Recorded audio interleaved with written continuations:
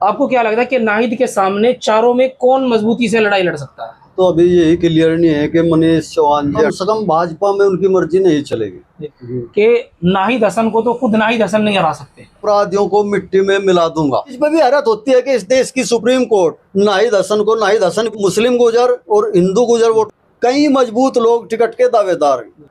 तो क्या भाजपा एक सीट पर जो है 3 प्रत्याशियों को उतार देगी एक साथ में? लोग जो है भारतीय जनता पार्टी की जड़ों को हिलाने का काम करेंगे और जो है नाहिद हसन का प्रभाव है। मनीष चौहान की क्या मजबूरी है कि उनको नाहिद हसन के साथ, क्या क्रिमिनल है मृगांका जी? तो अंदरूनी तौर पे जो है गुर्जर समाज के एक बीजेपी का सोचा समझा प्लान है। दोस्तों, चुनाव हर साल कहीं ना कहीं होते रहते हैं, लेकिन जब चुनाव का बिगुल बजता है तो वोट डालने वालों में और जो लोग वोट हासिल करना चाहते हैं उनमें बहसें शुरू हो जाती है। कैराना विधानसभा, जहां से मौजूदा विधायक नाहिद हसन तीसरी बार के विधायक हैं और उनकी बहन इकरा हसन सांसद है। अब नाहिद हसन के सामने 2027 में ताल ठोक रहे हैं मनीष चौहान। मनीष चौहान एक ऐसे परिवार से ताल्लुक़ रखते हैं जो कि बहुत पुराना राजनीतिक घराना है, लेकिन पहली बार मनीष चौहान ने, उनके परिवार से आज तक किसी ने ये नहीं किया कि कैराना विधानसभा से उन्होंने कोई चुनाव लड़ा हो।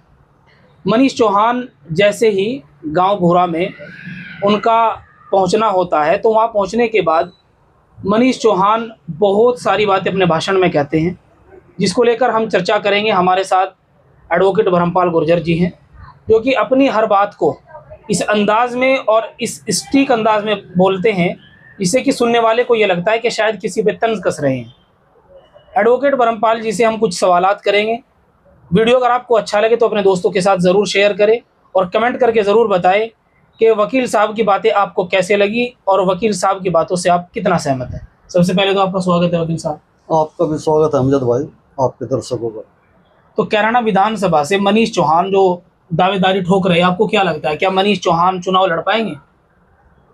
देखो, चुनाव लड़ने में तो कोई दिक्कत नहीं है। अगर उनको जिस पार्टी से वो चाहते हैं जी, पार्टी उनको मौका देती है, उनको टिकट देती है जी, तो चुनाव लड़ लेंगे, कोई दिक्कत की बात नहीं। लेकिन उनके अलावा बीजेपी से 3 लोग और तैयारी में हैं, वो चाहे बाबू हुकुम सिंह की बेटी हो या उनके भतीजे हों या फिर मनीष चौहान जी हो। अभी तक तो यही सवाल पैदा होता है कि मनीष चौहान जी का टिकट भी हो पाएगा या नहीं, या टिकट किसी और का होता है या नहीं। लेकिन वो दावेदारी इतनी मजबूती से ठोक रहे हैं कि नाहिद हसन को अगर कोई हरा सकता है तो मनीष चौहान है। नहीं, पहली बात तो अभी यही क्लियर नहीं है कि मनीष चौहान जी 100% कैराना से चुनाव लड़ेंगे ही, क्योंकि ये उनके हाथ की बात नहीं है जी, और अगर वो अपनी मर्जी से चुनाव लड़ेंगे जी, तो कम से कम भाजपा में उनकी मर्जी नहीं चलेगी। जी, भाजपा किसको वरीयता देती है, किसको टिकट देती है, जी, ये उस पर डिपेंड करता है। जी, हाँ, वो अगर चाहते हैं तो निर्दलीय लड़ सकते हैं या किसी अन्य दल से लड़ सकते हैं। जी, कम से कम भाजपा में तो मुझे ये नज़र नहीं आता कि फिलहाल कोई गुर्जर प्रत्याशी अपनी मर्जी से दावा कर दे कि मैं फला सीट से जो है जरूर चुनाव लड़ूंगा और भाजपा उसकी बात को मान ले। जी, तो लड़ेंगे या नहीं लड़ेंगे ये तो अभी क्लियर नहीं है। हो सकता है आपको कोई जानकारी हो विशेष, जी। लेकिन आम जनता को अभी इस चीज़ का कोई विश्वास नहीं है, कोई उनके पास ऐसा आधार नहीं है कि ये कहते कि मनीष चौहान 100% कैराना से चुनाव लड़ेंगे। अच्छा, मैं एक इंटरव्यू आपका देख रहा था, उसमें आपने एक वर्ड बोला है जिसको देखकर सुनकर बहुत सारे लोग असमंजस में हैं कि नाहिद हसन को तो खुद नाहिद हसन नहीं हरा सकते। आप में ऐसा क्या आत्मविश्वास है इस चीज़ का कि नाहिद हसन को खुद नाहिद हसन नहीं हरा सकते? ऐसा क्या कार्य उन्होंने अपनी विधानसभा में किया है जिससे आप ऐसी बात बोल रहे हैं कि नाहिद हसन को खुद नाहिद हसन नहीं हरा सकते? देखो, मेरा ये अंधविश्वास नहीं है जी, ये सामने आईने की तरह नज़र आता है चुनाव 2027 का। जिस तरीके का कैराना विधानसभा में माहौल है, समाजवादी पार्टी फिलहाल बहुत बड़ी बढ़त बनाते हुए उत्तर प्रदेश के अंदर आगे बढ़ रही है। जी, आप देखेंगे कि अभी एक पाल विधायक थी, जी, उसको अखिलेश जी के द्वारा पार्टी से निकाल दिया गया क्योंकि उसने उत्तर प्रदेश के मुख्यमंत्री माननीय योगी आदित्यनाथ जी की तारीफ की सदन में।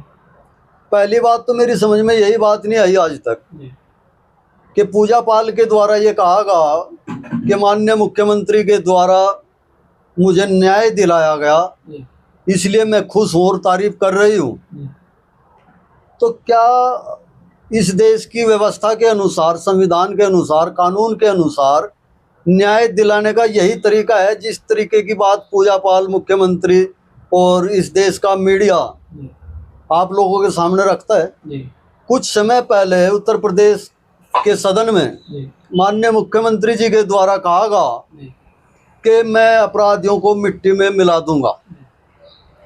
अब मिट्टी में मिला देंगे, मैं नहीं समझता आज तक मुझे संविधान के दायरे में रह के जहाँ तक अध्ययन किया है, या तो मेरा अध्ययन कम होगा, किसी मुख्यमंत्री को इन शब्दों का प्रयोग करना कहाँ तक संवैधानिक है। क्योंकि कोई भी कितना भी बड़ा गुनहगार हो, इस देश के कानून के मुताबिक ये व्यवस्था है कि किसी भी व्यक्ति को कानून की विधि के अनुसार उसके जीवन से वंचित नहीं किया जा सकता, उसको दंडित नहीं किया जा सकता। तो मुख्यमंत्री को डायरेक्ट कोई ऐसी पावर संविधान नहीं देता कि वो किसी व्यक्ति को, चाहे वो अपराधी कितना भी बड़ा हो, कि उसको वो दंडित कर सकें, क्योंकि वो किसी संवैधानिक पद पे नहीं थे अतीक अहमद जी कि उनको जो है मुख्यमंत्री पद से हटा देंगे और दंडित कर देंगे। दूसरी चीज़, जिस तरीके से अतीक अहमद जी का मर्डर हुआ, उनका अंत हुआ, ये बिल्कुल एक तरीके से गैंगवार आप इसे कह सकते हैं।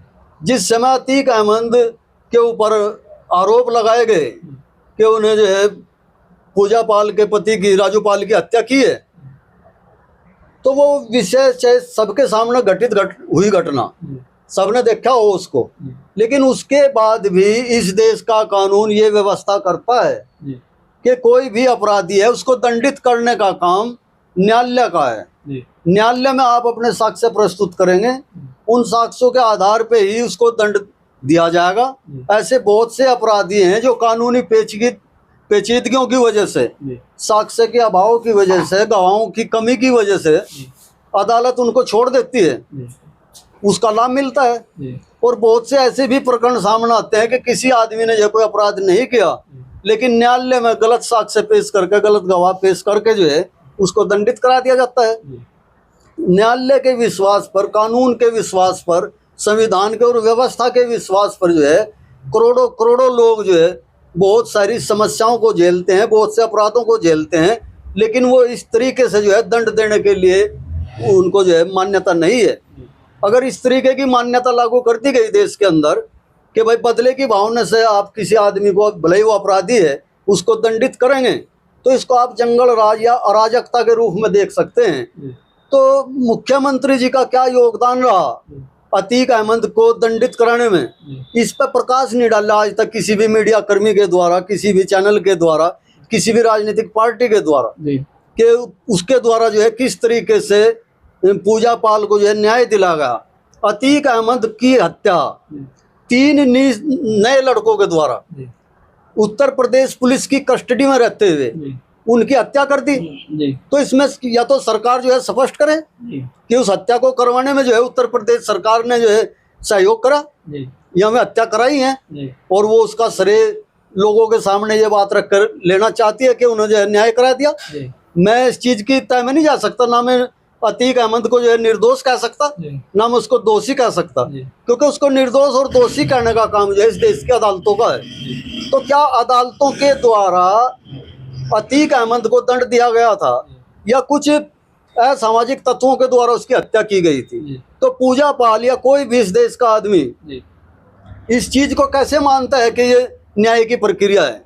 और मुझे तो इस चीज पे भी हैरत होती है कि इस देश की सुप्रीम कोर्ट, इस देश का हाई कोर्ट, वो कैसे चुप है इस बात पर, कैसे संज्ञान नहीं लेता कि एक मुख्यमंत्री सदन के अंदर खड़ा होकर इस चीज की घोषणा करता है कि मैं माफियाओं को मिट्टी में मिला दूंगा, और कुछ समय बाद जो है एक माफिया को कुछ गुंडों के द्वारा जो है मिट्टी में मिला दिया जाता है।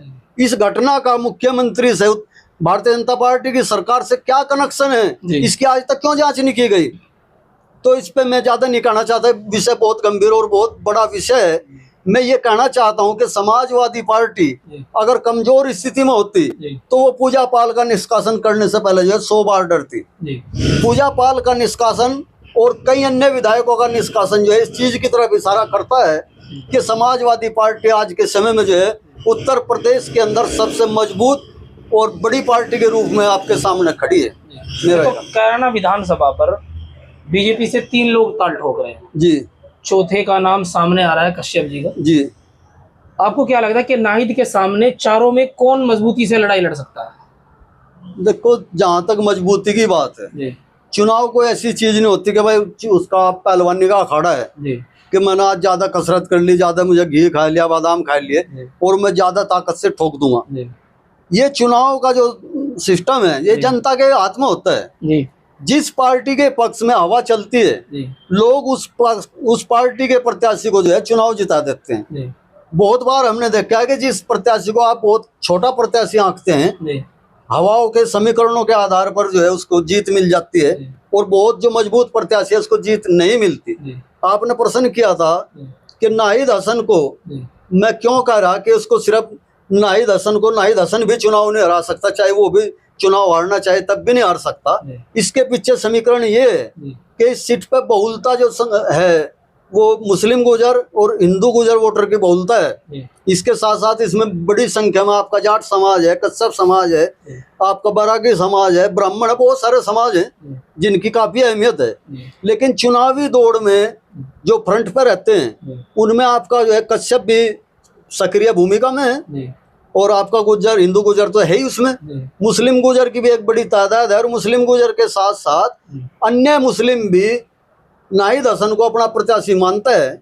जबकि दूसरी तरफ सभी प्रत्याशी केवल एक ही प्रत्याशी में अपना हिंदुत्व नहीं देख सकते। जी अगर कश्यप आता है तो कश्यप की तरफ ध्यान देगा, गुज्जर आता है तो हिंदू गुज्जर उसकी तरफ ध्यान देगा। जी तो ये यहाँ का जो समीकरण है, भारतीय जनता पार्टी के खेमे में जी कई मजबूत लोग टिकट के दावेदार हैं, जी उसके लिए कसरतें कर रहे, काम कर रहे। जी तो क्या भाजपा एक सीट पर जो है 3 प्रत्याशियों को उतार देगी एक साथ, या 3 को विधायक बना देगी? जी अगर उनको टिकट नहीं मिलेगा, जिनको आज भाजपा ने जो है बहुत बड़ा आश्वासन दे रखा है जी उनके भविष्य को खराब करने के लिए, जी उनमें जिसको टिकट नहीं मिलेगा वे लोग जो है भारतीय जनता पार्टी की जड़ों को हिलाने का काम करेंगे, उनको कमजोर करने का काम करेंगे। जबकि समाजवादी पार्टी में एक छत्र एक तरफा जो है नाहिद हसन का प्रभाव है। समाजवादी पार्टी उनको ही अपना उम्मीदवार मानती है। अभी तक मुझे कोई ऐसा प्रत्याशी नहीं सुना कि समाजवादी पार्टी से जिसका मजबूत दावा प्रस्तुत किया गया हो। तो पूर्व में जो है मनीष चौहान शामली से चुनाव लड़ते हैं, जी लेकिन उनका जो है टिकट काट दिया जाता है जी। गठबंधन की तरफ से। वो आज़ाद चुनाव लड़ते हैं, जी समथिंग 35,000 के करीब वो वोट भी लेते हैं। जी उनकी विधानसभा शामली पड़ती है, जी वहीं पे वो रहते हैं। कैराना में 3 ऑलरेडी बीजेपी के कैंडिडेट होने के बावजूद जी। नाहिद हसन की मनीष चौहान की क्या मजबूरी है कि उनको नाहिद हसन के सामने ताल ठोकनी पड़ी?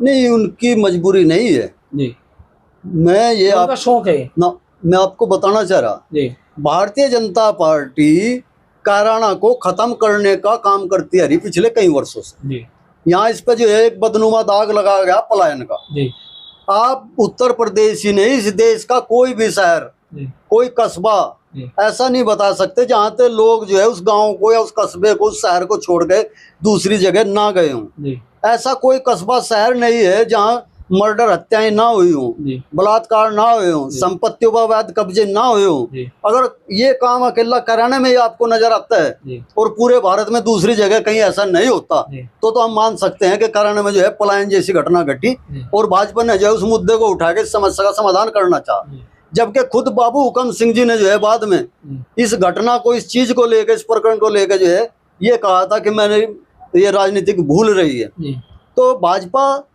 उस चुनाव में जी अमित शाह जी के द्वारा, योगी आदित्यनाथ जी के द्वारा जी यहाँ पर्चे वितरित करवाते हैं जी ताकि यहाँ के लोगों के बीच में जो है हिंदू मुस्लिम का तड़का लगा जाए इसमें। जी तो ये भाजपा की चाल है कि किस तरीके से हम कैराना की राजनीति को खत्म करते हैं।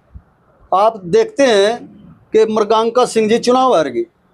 ये चुनाव हारने के बाद उस परिवार की बेटी को, जी जिसने भाजपा को इस पूरे देश में सरकार बनाने के लिए एक पृष्ठभूमि तैयार की जी पलायन के नाम पे, जी उसको आप सरकार में कहाँ स्थान देते हैं?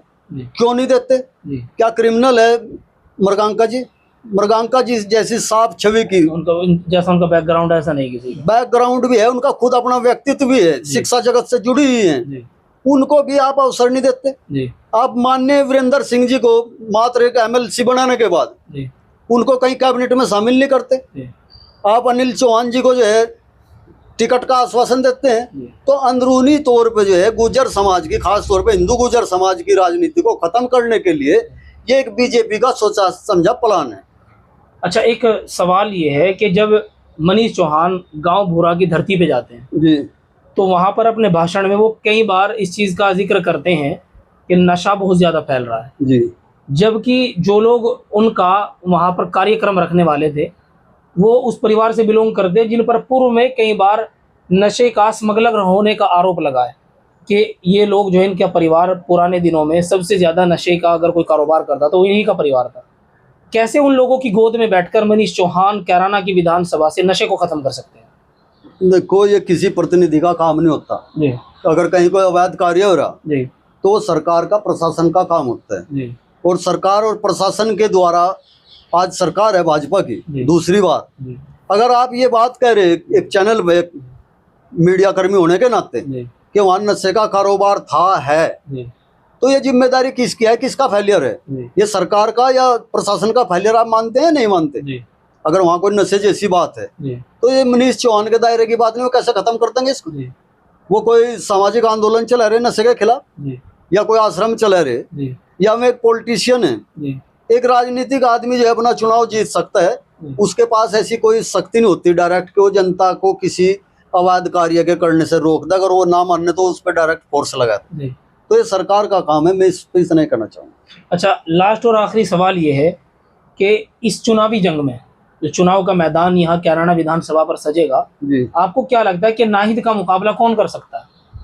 देखो, नाहिद का मुकाबला सीधी सी बात है, यहाँ भाजपा और समाजवादी के बीच में चुनाव होगा। जी जो भी टिकट लेगा होगा जी वो मुकाबले पर रहेगा। जी हार जीत की मैं उस बात पर भी कायम हूँ। जी अगर परिस्थितियां सामान्य रही, जी कोई वोट चोरी, कोई फ्रेब, जी कोई मशीनों में गड़बड़ी, जी या कोई ऐसा कारण अगर नहीं होता है जी जिससे चोरी हो, जी तो समाजवादी पार्टी उत्तर प्रदेश के अंदर 2/3 से भी ज्यादा सीटें लेकर जो है ऐतिहासिक तौर पर सरकार बनाओगी। जी और नाहिद हसन को जो है भारी संख्या में, पिछले चुनाव से भी बढ़कर वोटें मिलेंगी, जी क्योंकि नाहिद के प्रति एक सिंपैथी है जी कि नाहिद हसन को विधायक होने के बावजूद भी लंबे समय तक जेल में रखा गया, जी और मात्र 100 रुपए का जुर्माना, एक मुकदमे में यहाँ करनामुज कोर्ट में मैं भी शामिल था उस दिन, जी मात्र 100 रुपए का हर्जाना किया गया उनके ऊपर, जी और उनके ऊपर बड़े बड़े लांछन लगाए गए। जी। तो जनता सब देखती है, सब समझती है जी कि कौन क्या कर रहा।